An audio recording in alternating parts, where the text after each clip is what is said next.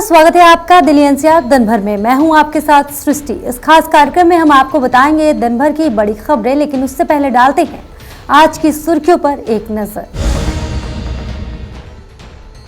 दिल्ली ने अपनाई test, trace और ट्रीट की नीति। स्वास्थ्य मंत्री सत्येंद्र जैन बोले, घबराने की जरूरत नहीं।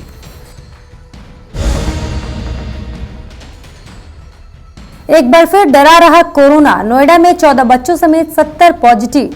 दिल्ली में भी बढ़ रहे केस। दिल्ली में अभी नहीं मिलेगी गर्मी से राहत। 18-19 अप्रैल को आसमान में छा सकते हैं बादल। मौसम विभाग ने दी चेतावनी।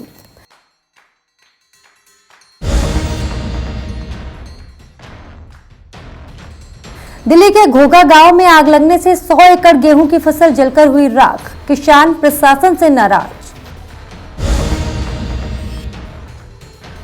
दिल्ली में ड्रग तस्करी का भंडाफोड़। 1.5 करोड़ की हीरोइन के साथ महिला तस्कर समेत 2 अरेस्ट।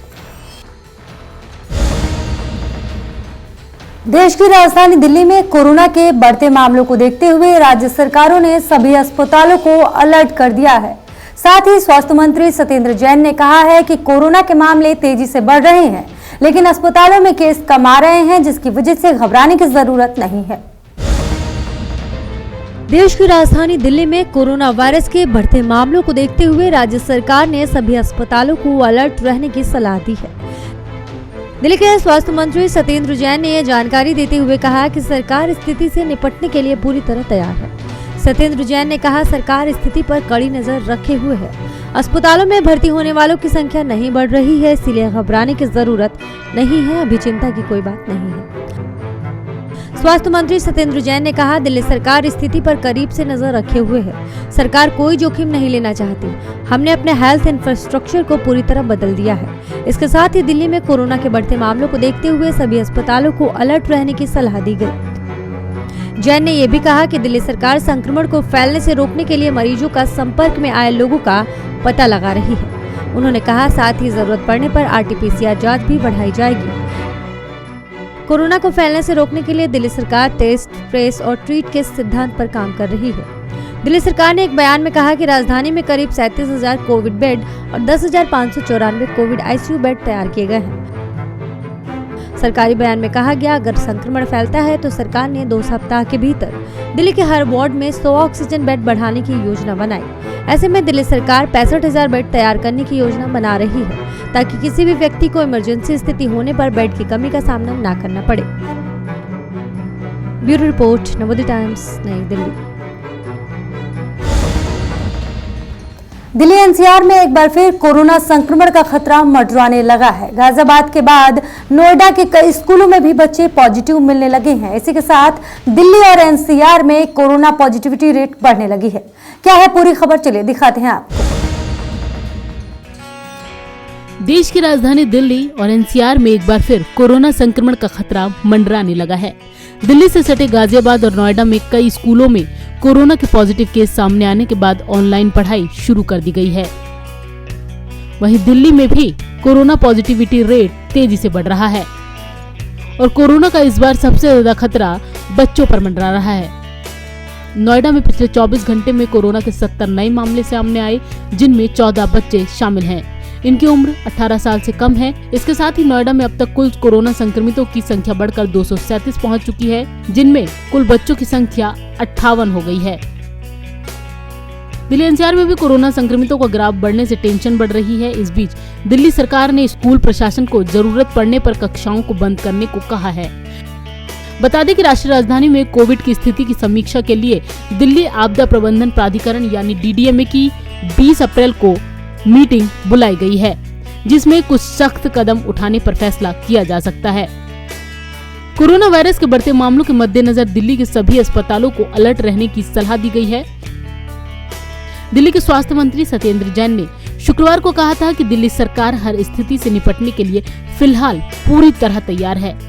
केंद्रीय स्वास्थ्य मंत्रालय द्वारा जारी आंकड़ों के मुताबिक भारत में एक दिन में कोविड-19 के 975 नए मामले सामने आए, जबकि 4 मरीजों की मौत हुई है। नवोदय टाइम्स के लिए संगीता सिंह की रिपोर्ट, दिल्ली। राजधानी में गर्मी दिल्ली वालों का पीछा नहीं छोड़ने वाली है। आज अधिकतम तापमान 40 डिग्री सेल्सियस तो वहीं न्यूनतम तापमान 24 डिग्री सेल्सियस रह सकता है। मौसम विभाग ने एक बार फिर से चेतावनी दी है कि सोमवार से लू चल सकता है, इसलिए बाहर निकले तो सावधानी बरतें।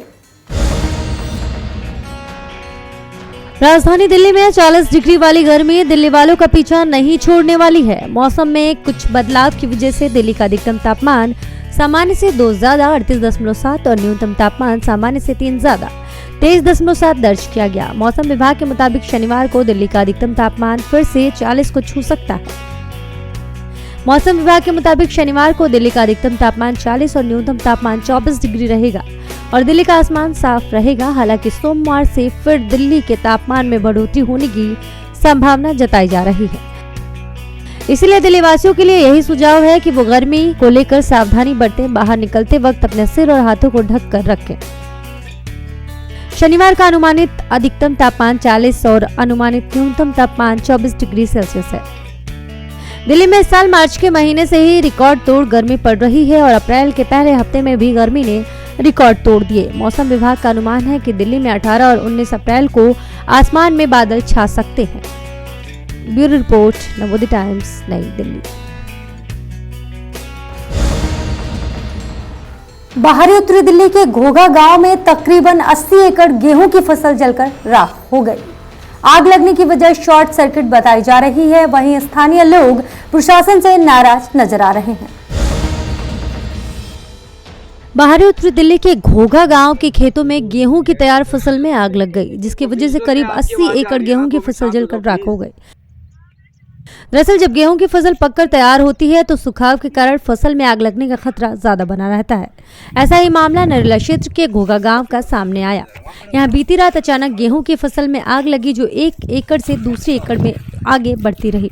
जी दरियापुर की जमीन है, अच्छा ज्यादातर बिकी हुई है और जमींदारों को पैसा मिल रहा है। हम लेते 40,000 एकड़ साल की। लगभग कितना यहाँ पे एकड़ खाक हो गया है? कम से कम 80 के करीब। कितना नुकसान किसानों को जो जमीन बो रहे हैं यहाँ पर? यहाँ जी सब जमींदार तो को बो नहीं रहा, सब किराएदारी बो रहे हैं। कितना प्रति एकड़ कितने रुपए आप जमींदार को देते हैं? 40,000 रुपए एकड़ देते हैं हर साल का, 1 साल का। जो नुकसान हुआ है, इसका नुकसान कितना असर आप लोगों के ऊपर पड़ेगा? असर तो इतना पड़ेगा जी, पहले जो मटर की फसल थी उसको कोड़ा मार गया, अब इसको ये गेहूं जल कर खाक हो गया। अब हम तो रह गए ऐसे कैसे। अब कैसे किराया लेकर देंगे, आड़तियों से लेंगे या ब्याज पे लीज पे उठा के, तो ये दिल्ली किराया देना पड़ेगा खेत वाले को। सारा फसल पड़ता है ये हरियाणा का भी? नहीं, दिल्ली का है जी सारा। स्थानीय लोग प्रशासन से नाराज हैं। प्रशासन देर से पहुंचा, लेकिन लंबा क्षेत्र होने के कारण आग बुझाने में दिक्कतों का सामना करना पड़ा। इस आग में करीब 80 एकड़ गेहूं जलकर राख हो गई।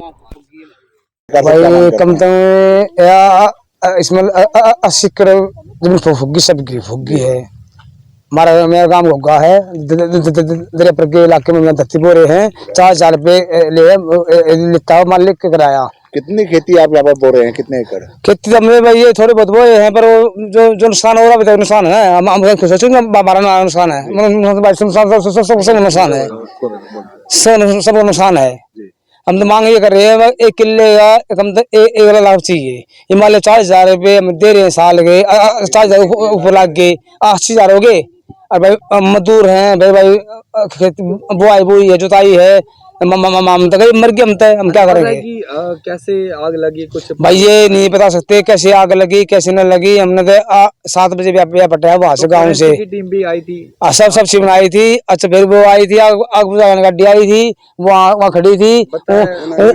उन गाड़ी नीचे नहीं जा रही, मतलब गाड़ी फंस जाएगी। फिर बंदे आए हैं वहाँ के बाहर के, जब उन्होंने रोड़ा कराया है पर उन गाड़ी नहीं जा रही। लोगों ने खुद आग बुझाई? हाँ, खुद आग बुझाई गाँव के लोगों ने।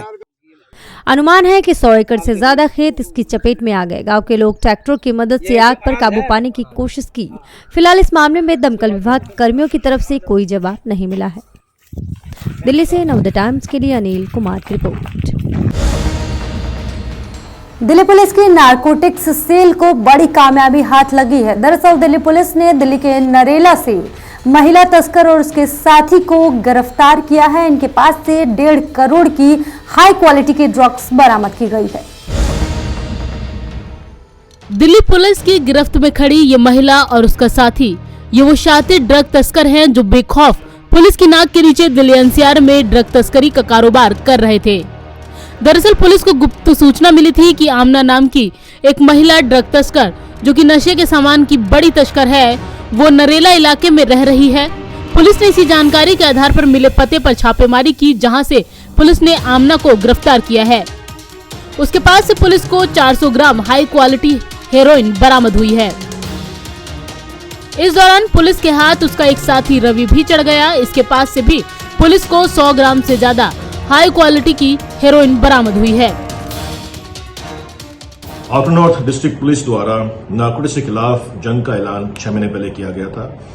इसमें कई सफलताएं हमें हासिल हुई और इसी श्रृंखला के अंदर एक सफलता और हासिल हुई जब आधा किलोग्राम कमर्शियल ग्रेड की बहुत ही उम्दा क्वालिटी की हेरोइन, जिसका कि अंतर्राष्ट्रीय बाजार मूल्य लगभग 1.25 करोड़ के आसपास है, उसे आमना और रवि नाम के व्यक्तियों से बरामद भी किया गया। और जब इनकी तलाशी ली गई तो उनके पास से एक इलेक्ट्रॉनिक वेइंग मशीन, कुछ पैकेजिंग का सामान आदि भी बरामद हुआ, जिससे ये साबित होता है कि इसका फर्दर डिस्ट्रीब्यूशन आगे क्या करते थे।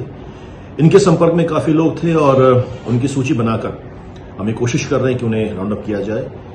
इसके लिए प्रयास जारी हैं और आशा की जाती है कि इनके पकड़े जाने के साथ ही इस एरिया में होने वाले इलीगल ड्रग के कारोबार के ऊपर रोकथाम करने के अंदर काफी सहायता मिलेगी। आमना के घर से पुलिस ने पैकिंग मशीन, कई अन्य सामान भी बरामद किए हैं, जिसमें ये लोग हेरोइन को पैक कर अलग अलग जगहों पर सप्लाई करते थे। आमना की बड़ी बहन भी ड्रग तस्करी के धंधे से जुड़ी हुई थी, जिसे पुलिस ने साल 2020 में गिरफ्तार किया था।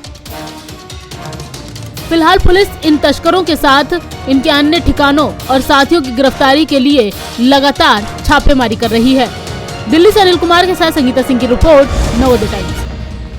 फिलहाल के लिए इस खास कार्यक्रम में सिर्फ इतना ही। बाकी की देश दुनिया की तमाम बड़ी खबरों के लिए देखते रहिए नवोदय टाइम्स टीवी। हमें दीजिए इजाजत।